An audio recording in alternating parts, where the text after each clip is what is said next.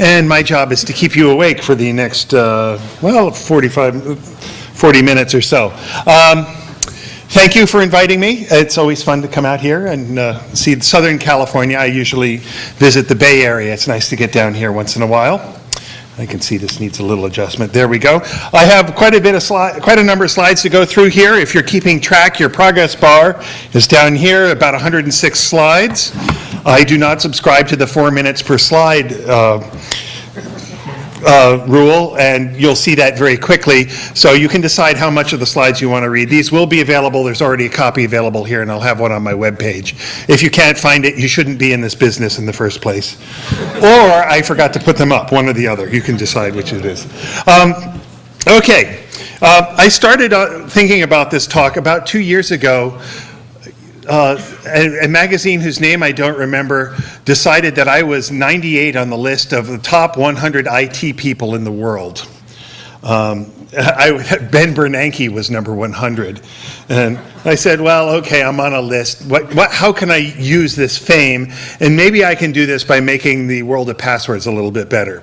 So that's what this talk is about. So let's start in here. Intel says their passwords must be at least 8 characters long, must contain A to Z, 0 to 9, and one of this special character sets in that set there, must not contain spaces, they're bad for some reason, must not begin with an exclamation or question mark, and must not contain your ID. First 3 characters cannot be the same. Sequence the first 3 characters cannot be your login ID. First 8 cannot be. Okay, fine. Let's go to Golden Rule Health. Must be at least 8 characters. Must include 1 number and a letter. No more than 2 consecutive characters may be the same, so Estonians, you're okay. Passwords must be changed every 180 days. May not be reused for a period of a year. That means they keep track of it. 3 invalid attempts will lock for 30 minutes. That's interesting. Wachovia Bank must be 7 to 20 characters. Contain at least 1 letter. Numbers are allowed but not required. User IDs cannot contain spaces. No spaces again. Can't be social security number. Underscore is allowed but not required. And so on. Looks like I have a repeat here. Dartmouth. 8 characters. Long numbers and upper and lower case. Anything longer than 8 will not work. There's no more than 4 characters in a sequence, must be at least 5 different characters. Cannot be a word found in a dictionary, including foreign languages. No Urdu, please. Cannot be a reversal, word found in plus a dictionary plus 1 character. Sort of a puzzle, and so on. Let's see. AT&T Uverse. Passwords are case sensitive. 6 to 24 characters long. Must be alphanumeric, at least 1 alphabetic, and at least 1 numeric. Cannot match a member ID. Cannot have special characters except hyphen and or underscore are okay. Didn't say about spaces. Personal information's out. AT&T Global Network Services. By the way, none of this is AT&T secret stuff. I got this all by Googling the obvious stuff. Passwords can contain alpha or numeric, no special characters. Password must begin with an alphabetic character, minimum of 5, maximum of 8, 5 to 8, interesting. May not use it for 6 months, not case sensitive. And your password will expire every 60 days. Official airline group, OAG, the online airline stuff, at least 7 characters, not to exceed 50 characters. Well, they're safe there, aren't they? Case sensitive, include at least 1 letter, 1 numeric digit. May include punctuation characters, but not spaces or single or double apostrophes. Roman characters, please, none of this Unicode crap. Warcraft. You're getting the idea. Differ from the account name, 8 to 16 characters. Department of Homeland Security. No proper nouns, persons, pets, fictional character, any simple pattern, whatever that means. No word, noun, no year, string, past phrases, if used, should follow the same guidelines, not the same as the user ID. At the 8 to 15 characters, 1 special character, 1 uppercase, 1 lowercase, no spaces. We don't want those. That key is much too fat to be used in a password. CalNet. Minimum length of 9 characters, maximum 255, okay. They also May also, I'm going to type in a whole paragraph. It may include spaces. Spaces are okay, good.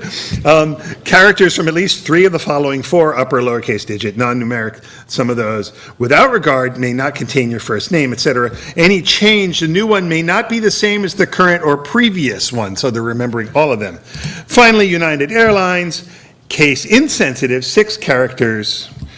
Don't use United or password. That looks pretty easy. Where do these security policies come from? Well, there's actually a great paper by Florencio and Carmack Hurley, who has done a whole bunch of great stuff. Go read all his papers. They are relevant and wonderful. They found, this came out just at SOUPS this summer, they found that the strongest passwords were found at government sites, then .edu, because they're guarding our future, I guess, and then the .com sites. Turns out if you have customers who are selling advertising, or if there's a competitor out there people might switch to, your password rules tend to be pretty mild. Oh, and by the way, use a different password for each target system. Change your password frequently.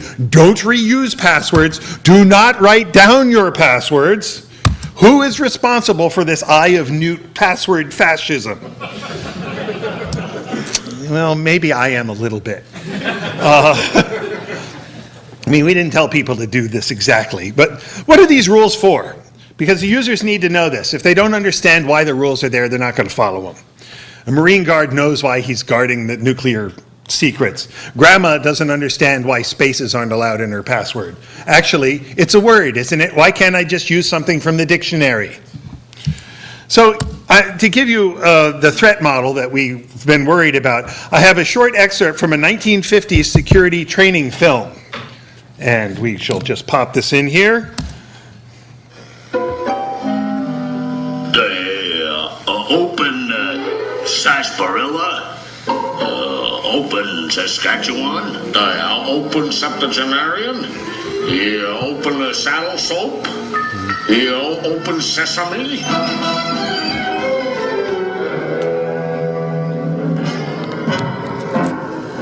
Shouldn't we have music when we log in successfully? Dun, dun, dun, dun, dun, dun, dun. I think that'd be great. He's logged in. This is a dictionary attack. And if you oops, no, I did not want to do that. If you let Hassan guess long enough, he's going to get it right. I mean, that's the bottom line. You don't want to be in this game. We tried to make it harder to guess, and that's what all these rules are for, because computers, they're not necessarily good at guessing, but they can guess a lot if you let them. I don't know if we're up to 1 billion guesses a second. And Moore's law just makes it easier, and multiple cores is just perfect for password cracking. And if you limit the guesses, the game goes away. I have an ATM card in my wallet, and it is limited to 4 characters and has been since the early 1970s. And this is about real money. And the reason it works is because it eats your card after, 4 or 5 tries, or it disables the card or the account. But we play this game anyway. And we knew that people were lousy at picking passwords a long time ago. This was a fairly recent paper back in 1990, when Dan Klein pointed out that people are lousy at picking passwords. This was years after the Morris and Grant paper that talked about this. There have been at least 12 doublings since 1990 in CPU speed, and we're still doing this. These rules come from the deep past in computing and security, sort of like the deep magic in Hogwarts or something. This goes way back to the 50s, 60s, and 70s, back when people would be typing stuff on terminals, teletypes, maybe deck writers, that sort of thing. Network eavesdropping was trivial, but otherwise, and the stakes were lower too. You didn't have a bank account that you could log into in the mid-'80s that I recall. Eventually, we got things you could dial into. There were institutionalized passwords on things like phone switches. So an entire region might have the same password on the switch because the technicians needed it. So what are the most current threats these days? They're not eavesdropping. Well, they are eavesdropping. They're not dictionary attacks. There's keystroke loggers. You don't want them installed on your machine. It's a feature you don't want. Phishing attacks where the user just says, here's my password. And password database compromise. None of those, when that happens, none of those are grandma's fault. Okay, that is a different reason. It doesn't need a strong password. I don't care how strong your password is. You're going to lose it if you've got someone's watching what you're typing. Users are not the enemy. Another fine paper from the past. Didn't know there's going to be so much academics in this, did you? Got references. But you can look them up if you want. These are good papers. Basically, it is simply poor engineering to expect people to pick passwords and remember passwords that computers can't guess if you give them a jillion tries. That's just the bottom line. It's poor engineering. It's not their fault. It's our fault. And some of you know who you are. So, of course, people violate the rules. They want to get the job done. The stringent rules increase the use of fallback, mother's maiden name. There's a fellow at our lab who has a Perl script. You write the name of the script and your name, and it has a 70% chance of printing out your mother's maiden name. It just goes to the web. It's a little Googling. It takes a few seconds.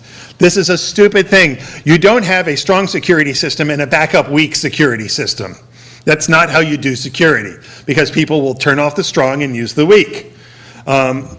These rules don't make things more secure. They just make them a pain in the neck. So I want to start a new password rule that replaces all of them.